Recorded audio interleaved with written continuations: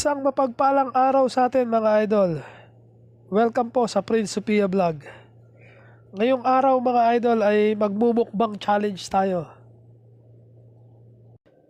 Pupunta tayo ngayon mga idol sa isang Kabsa restaurant dito sa aming lugar. At doon natin gagawin ang ating challenge. Ito mga idol yung aming lugar. Makikita nyo na puro disyerto lang yung lugar namin.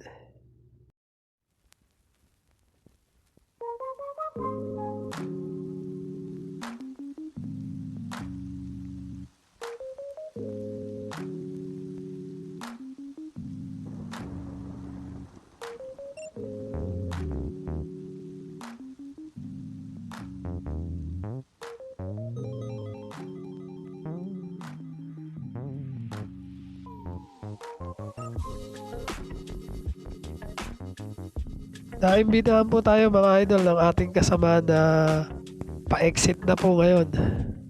Uuwi na po siya ng Pilipinas at magpo-for-good na po siya. Kaya yan ang naisipan nating i-vlog ngayon mga idol. Ang Mukbang Challenge Saudi Kabsa.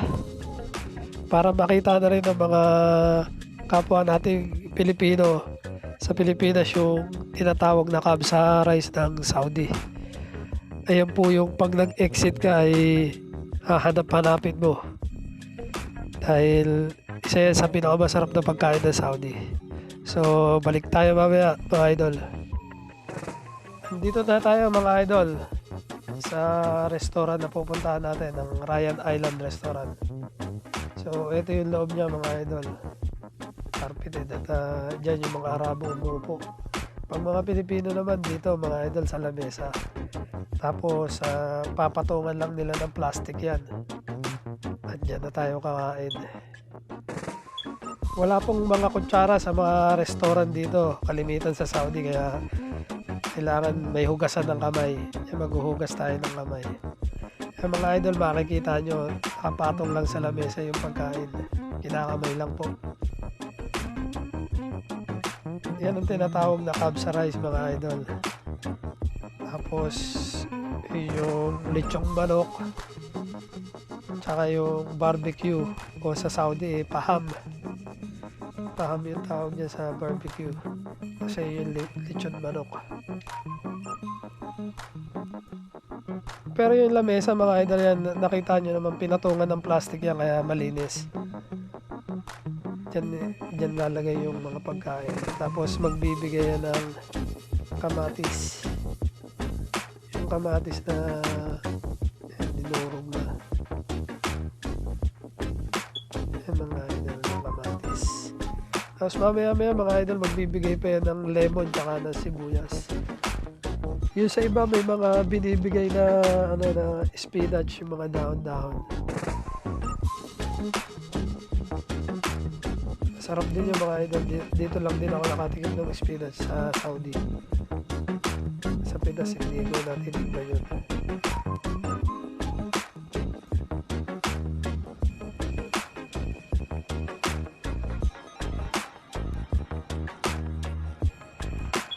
So simulan na natin mga idol. Yan ang pagkain. Yan mga idol. Kompleto rin sa sausayo. May hot sauce, may ketchup, meron din mga asin, paminta dyan. Ayun yung lemon at sibuyas mga idol. Ikaw na lang bahala kung gusto mo pa ng asin na paminta. Pero yung Kabsa rice pa lang napakasarap niya mga idol.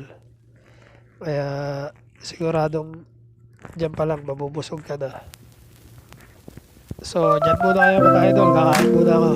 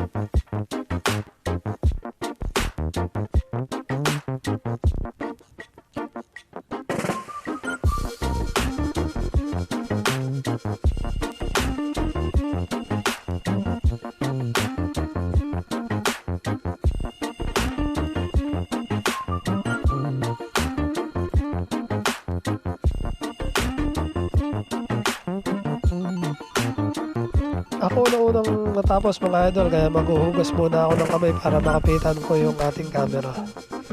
Nakikita natin mga idol na halos ubos na yung ulam at ng Kabsa rice. Tapos na tayo. Yan mga idol, ang ating kaibigan na si Kuya Felix. Siya pa yung nag-treat sa atin dahil pa-exit na po siya.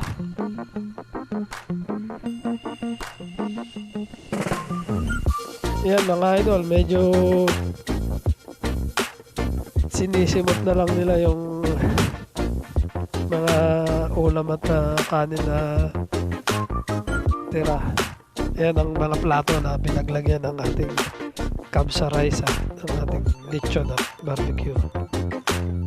Yan, pagkatapos mga idol, yan, makikita natin ang mga pinagkainan. So, salamat mga idol. Sana nag-enjoy kayo sa panonood.